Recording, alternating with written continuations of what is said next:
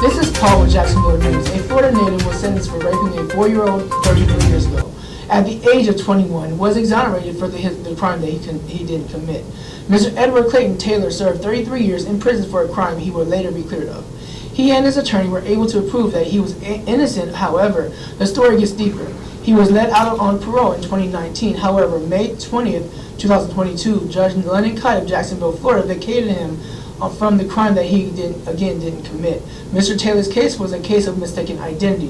The real rapist in the story that did commit the crime was Mr. Taylor's brother, who is now also serving time in prison for armed robbery in the state of Georgia. Can you imagine spending 33 years in jail for a crime that your brother committed? Man.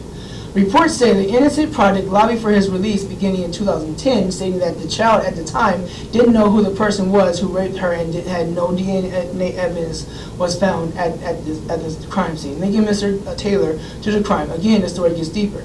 He and his mom and his new attorney tried for a very long time to clear Mr. Taylor's record and bring back a good reputation to his name. And finally they did. Then on Friday, June 24th, one month later, after being exonerated, Mr. Edward Taylor goes up to a man and shoots him in the chest, then drives off into his car while people were trying to shoot at him as well.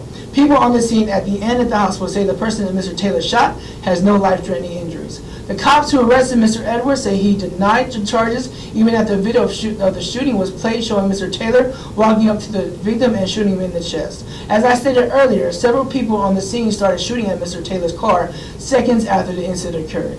Jacksonville police chief stated that the damage from the gunfire on his car lines up with what was shown on the video.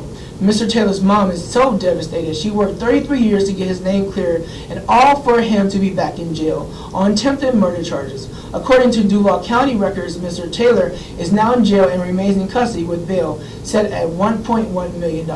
What a tragic story. This is Paul.